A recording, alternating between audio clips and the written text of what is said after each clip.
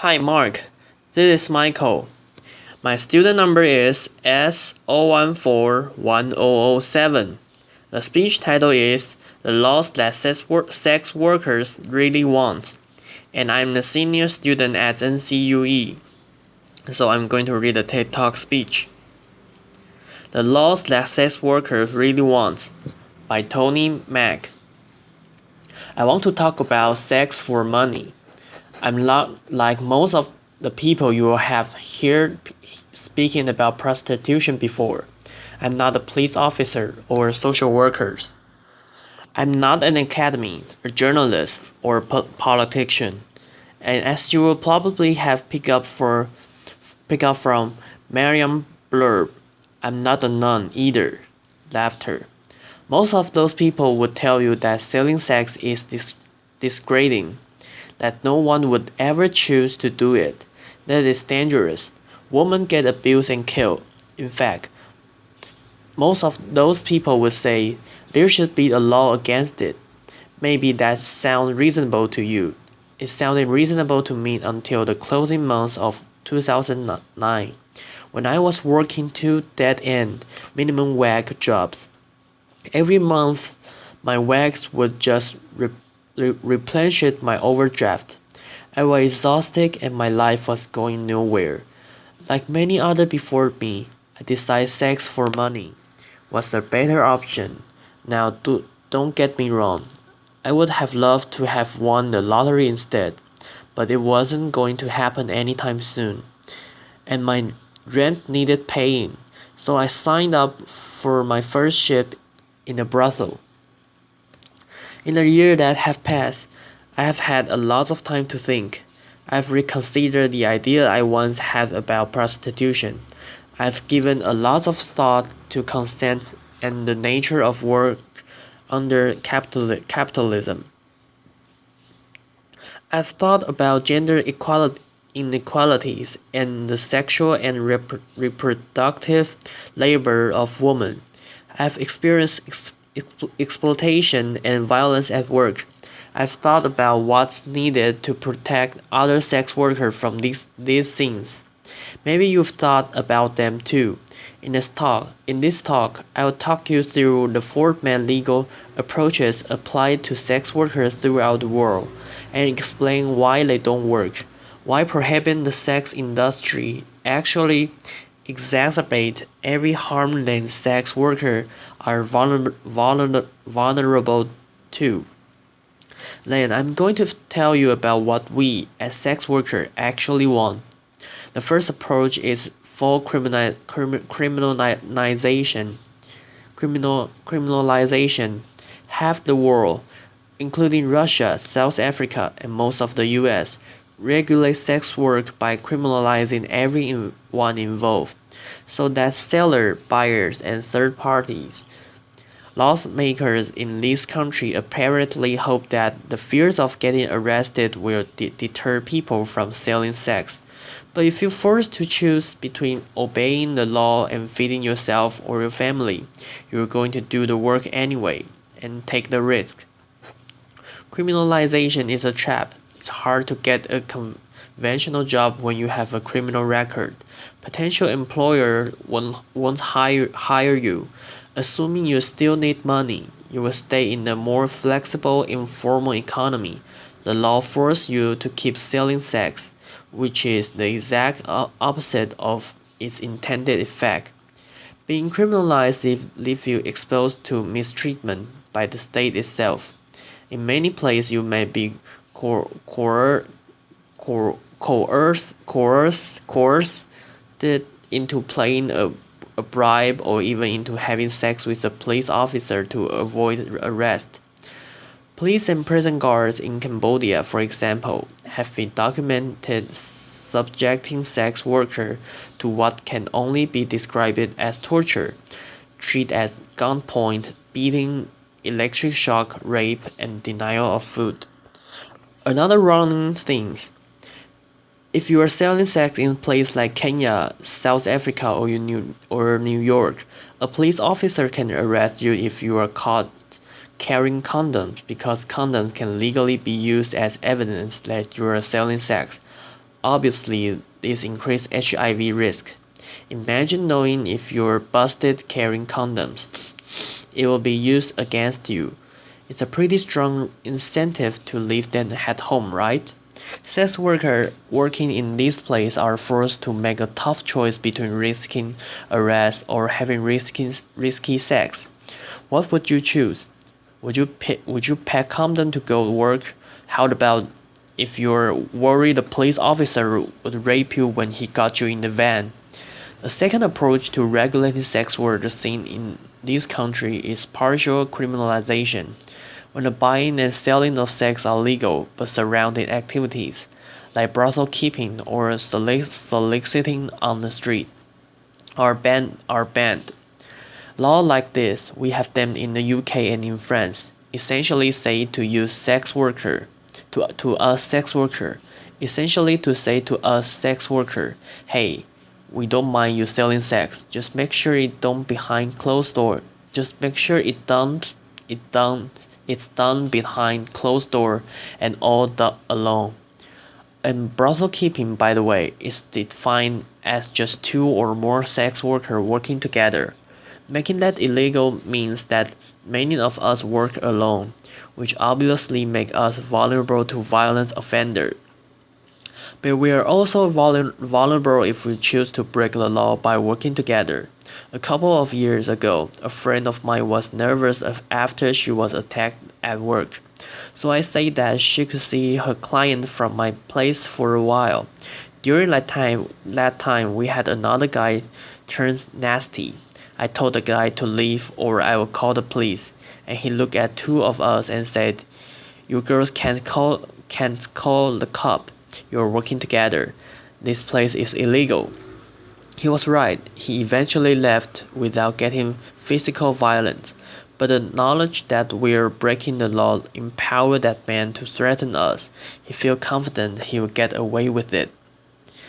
The prohibition of street prostitution also causes more harm than it prevents.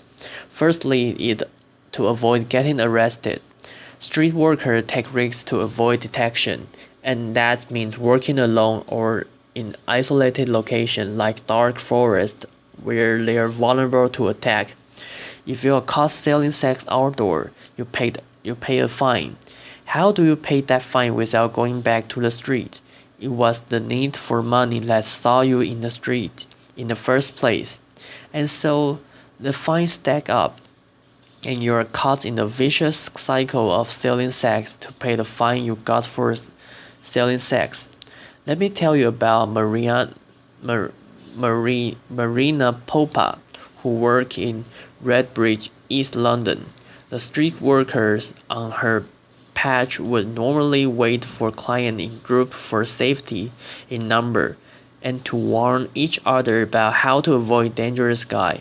But during the police crackdown on sex workers and their clients, she was forced to work alone to avoid being arrested. She was stabbed to death in the early hours of October 29, 2013. She has been working later than usual to try to pay off a fine she had received for soliciting. So if criminalizing sex workers hurt them, why not just criminalize the people who buy sex? This is the aim of the third approach I want to talk about, the Swedish or Nordic model of sex worker law. The idea behind this law that selling sex is intrinsically harmful, and so you're in fact helping sex workers by removing the option. Despite growing support for what often described as the end demand approach, there is no evidence that it worked. There is just as much prostitution in Sweden as there was before. Why might that be? It's because people selling sex often don't have other options for income. If you need that money, the only effect that a drop in business is going to have to force you to lower your price or offer more risky sexual service. If you need to find more client, you might seek the help of a manager. So you see, rather than putting a stop to what's often described as pimping, pimp, pimping, a law like this actually gives oxygen to potential abusive third parties. To keep safe in my work, I try not to take booking for someone who calls me from a withheld number. If it's a home or hotel visit, I try to get the full name and details. If I work under the Swedish model, a client would be too scared to give me that information. I might have no other choice but to accept a booking from a man who is untraceable if he later turned out to be violent. If you need their money, you need to protect your client from the police. If you work outdoor, that means working alone or in isolated location, just as if you're criminalize yourself. It might mean getting into cars quicker, less negotiation time means snap decision. Is this guy dangerous or just nervous? Can you afford to take the risk? Can you afford not to? Something I'm often hearing is prostitution would be fine if we made it legal and regulate it. We call that approach legalization, and it's used by countries like Netherlands, Germany, and Nevada in the US. But it's not a great model for human rights, and in state-controlled prostitution, criminal commercial sex can only happen in certain legal designated areas or venues, and sex workers are made to comply with special restrictions like restriction and forced health check, right? Like registration and forced health check.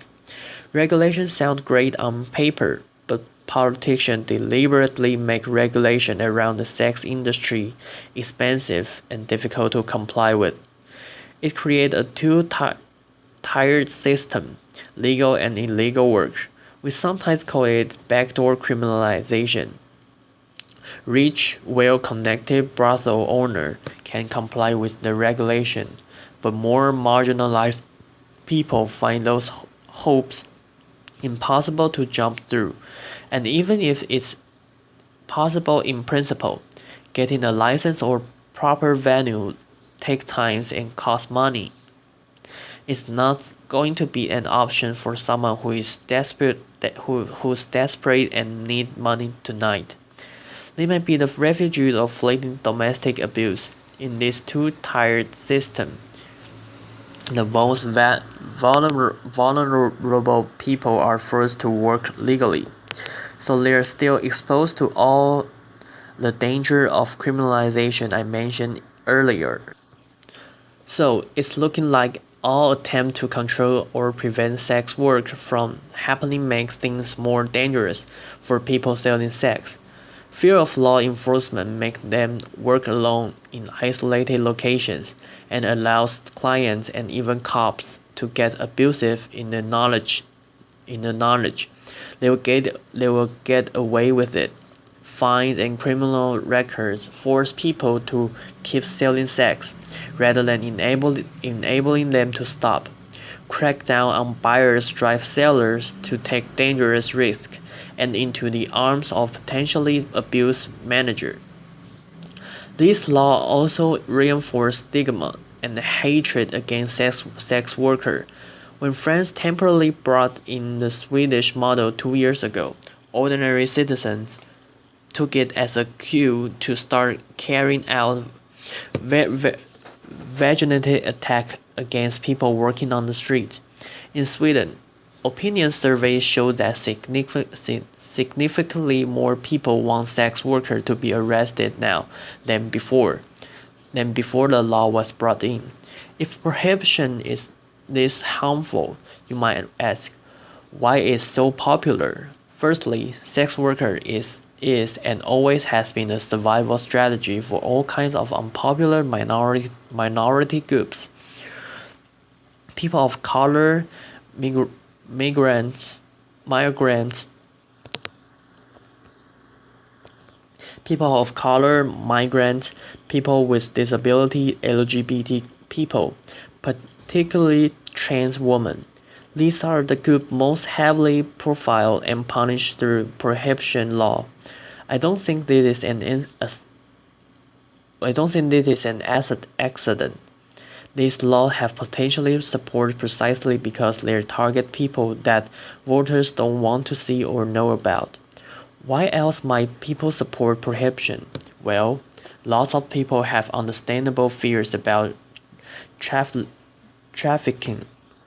Folks think that foreign women kidnapped and sold into sexual slavery can be saved by shutting a whole industry down. So let's talk about trafficking. Forced labor thus occurs in many industries, especially those where the workers are migrants or otherwise vulnerable, and this need to be addressed. But it's best addressed with the legislation targeting those specific abuses, not an entire industry. When 23 undocumented Chinese migrants drowned while picking cock, cock, cockles in Morecambe Bay in 2004, there were no calls to outlaw the entire seafood industry to save trafficking victims. The solution is clearly to give workers more legal protection, allowing them to resist abuse and report it to authority without fear or arrest. The way the, the way the term trafficking is thrown around implies that all the undocumented migrants into prostitution is forced. In fact, many migrants have made a decision, out of economic needs, to place themselves into the hands of people smuggler.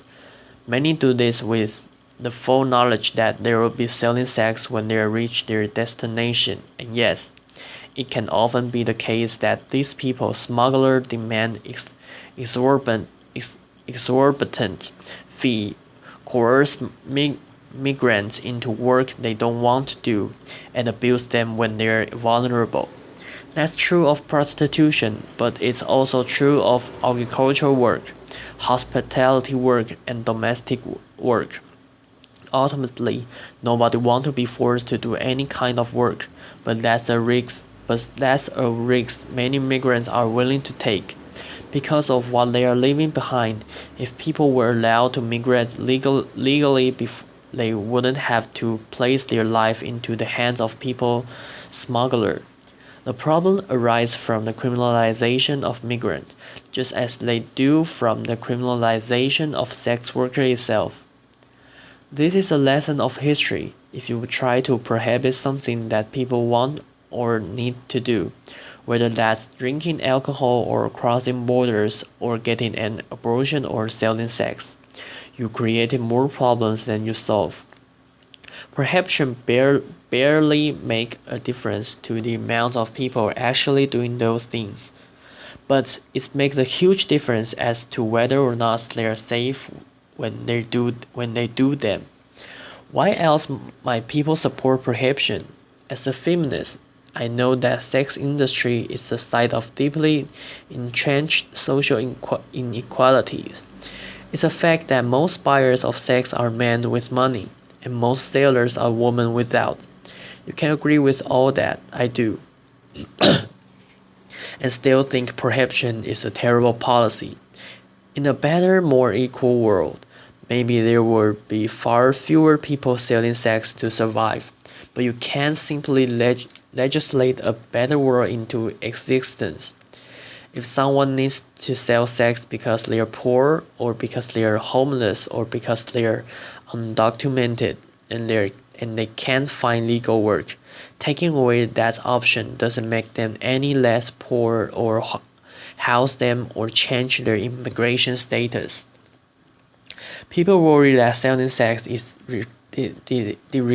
degrading. Ask yourself, is it more degrading than going hungry or seeing your children go hungry? There's no call to ban rich people from hiring nannies or getting manicures, even though most of the people doing that labor are poor migrant women. It's the fact that poor migrant woman selling sex specifically that has some feminists uncomfortable. And I can understand why the sex industry provokes strong feeling. People have all kinds of complicated feeling when it comes to sex. But we can't make policy on the bias of mere feelings, especially not over the head of the people actually affected by those policies. If we get fixated on the abolition of sex work, we end up worrying more about particular manifestation of gender equalities rather than about the underlying causes. People get really hung up on the question, well, would you want your daughter doing it? That's the wrong question instead. Imagine she's doing it. How safe is she at work tonight? Why isn't she safe? So we look at a full criminalization, partial criminalization, the Swedish or Nordic model and legalization, and how they all cause harm. Something I never hear asked is, what do sex workers want? After all, we are the one most affected by these laws. New Zealand decriminalized sex workers in 2003. It's crucial to remember that this criminalization and legalization are not the same things. This decriminalization means the removal of laws that punitively target the sex industry, instead treating sex workers much like any other kind of work. In New Zealand, people can work together for safety. An employer of sex workers are accountable to the state. A sex worker can refuse to see a client at any time for any reason, and 96% of street workers report that they feel the law protects their right. New Zealand hasn't actually seen an increase in the amount of people doing sex work, but decriminalizing it has made it a lot safer. But the lesson for New Zealand isn't just that its particular legislation is good, but that crucially it was written in collaboration with sex workers, namely the New Zealand Prostitute Collective. When it came to making sex workers safer, they were ready to hear it straight from sex workers themselves. Here in the UK, I'm part of sex worker lead group like the Worker Open University and the English Collective of Prostitute, and we form part of global movement demanding decriminalization and self-determination. The universal symbol of our movement is the red umbrella. We are supported in our demand by global bodies like UNAIDS, the World Health Organization, and Amnesty International. But we need more allies. If you care about gender equality or poverty or migration or public health, the sex work rights matter to you, make space for us in your movement. That means not only listening to sex workers when we speak, but amplifying our voice. Resist those who silence us, those who say that a prostitute is either too victimized, too damaged to know what's best for herself, or else too privileged and too removed from real hardship, not representative of the millions of voiceless victims. This distinction between victim and empowered is imaginary. It exists purely to discredit sex workers and make it easy to ignore us. No doubt. Many of you work for a living. Well, sex work is work. Sex work is work too, just like you. Some of us like our jobs, some of us hate them. Ultimately, most of us has mixed feeling. But how we feel about our work isn't the point, and and how others feel about our work certainly isn't. What's important is that we have the right to work safely and on our own terms. Sex workers are real people. We've had complicated experience and complicated responses to those experiences, but our demands are complicated.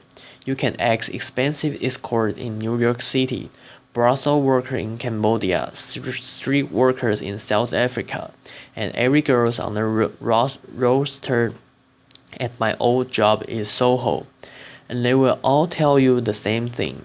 You can speak to millions of sex workers and countless sex work lead organizations.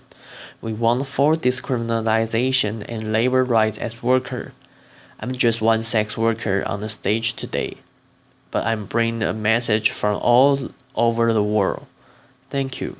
Applause. And this is the end of my speech.